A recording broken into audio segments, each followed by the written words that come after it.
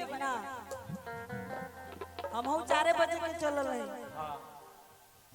ऐसे चिंता कइला के गरज नहीं के पहले काम होके भक्त माई के दरबार में कहले तनी रहो बना रही एकदम बटले बा हमारी भजन रहुआ सब ऐसे फिल्म पे सुन सकता नहीं बहुत सारा भजन आइल बा एफडी भक्ति फटाफट चैनल पे तरंग म्यूजिक के माध्यम से हमारा अपन यूट्यूब चैनल पूनम शर्मा ऑफिशियल के माध्यम से ताई भजन के भाव बा कैसे कैसे सारा जग झूमे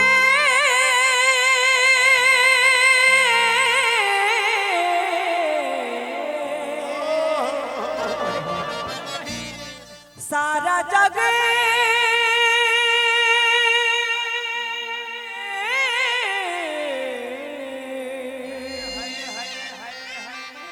बोले साचे दरबार की आए मीठी मीठी ताली के साथ सबके ताली बजा के मैया के जयकार करे के बा माई के भजन गावे के बा कैसे भजन में बजावे के बा भैया हो कि सारा जग झुके मैया रहुआ शरण में सारा जग झुके मैया रहुआ शरण में सारा जग झुके मैया रहुआ शरण में सारा जग झुके मैया रहुआ चरण में ओ पूरा करी हलल साजवन पूरा करी हलल साजवन सोच के ईमान में सारा जग झुके मैया रहुआ शरण में सारा जग झुके मैया रहुआ शरण क्या बात में फुटकारी जग झुके मैया रहुआ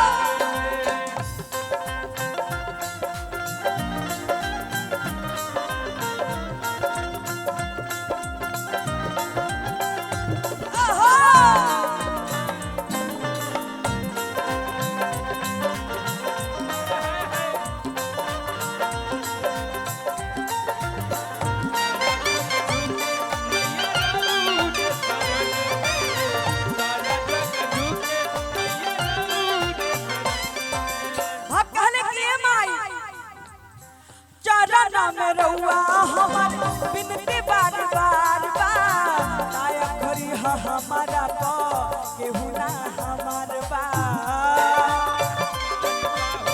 केहू ना हमार बा आया घरी चरण में रहुआ हमर बिनती बार बार आया घरी हमारा पा केहू ना हमार बा दया करी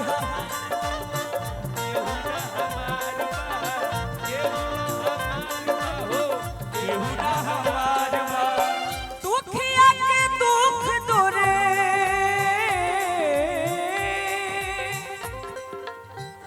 दुखी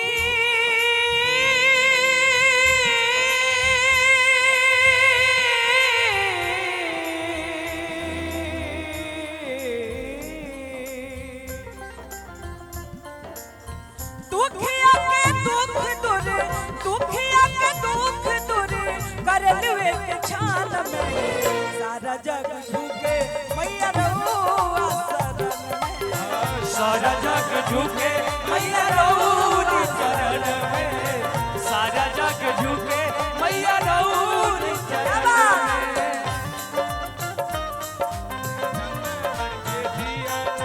बारी ऐनी हो घर में दिया क्या बात मैया जी के आरती उतारी ऐनी हो जगतारण घर में दिया बारी ऐनी हो जगतारण घर में दिया मैया रहुआ चरण में सारा जग झुके मैया रहुआ और हमारे बड़े भैया आदरणीय सुमित भैया जिनके पुत्र हैं आप हैं कृष्णा बाबू जिनकी ओर से हजारों हजार रुपए का पुरस्कार मैया सच्ची हेमात बिंदु निराज चौगुनी इनकी लंबी उम्र दे और अपने माता पिता का नाम रोशन करें बहुत बहुत आशीर्वाद बाबू आपको भक्त बड़ा भाव से माई के दरबार में खले धनी गरीब आवे रउआ दरबार में रउआ जैसन केहू नहीं माई संसार में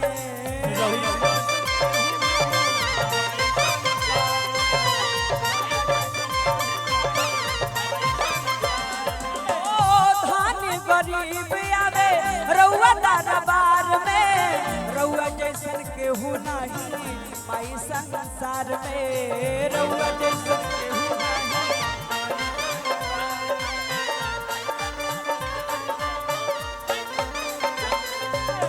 राजदेव पूनम मगन, राजदेव पूनम मगन बाटे रउआ भजन में।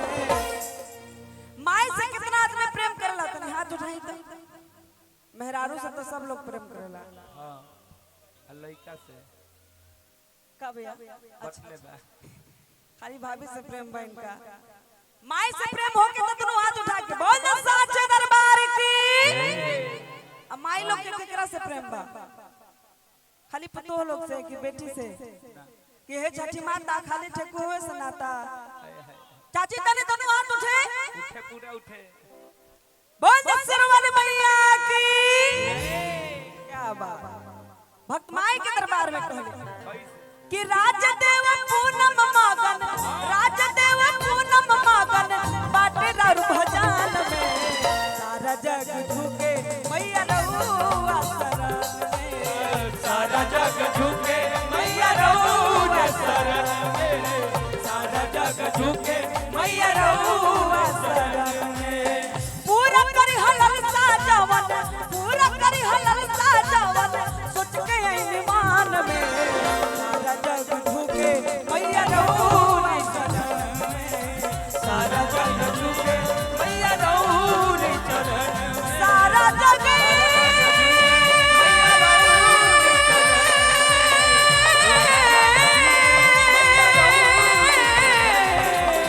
सारा जग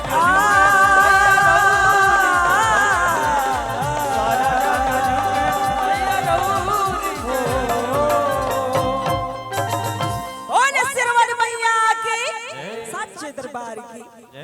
अरे फिर से बाबू के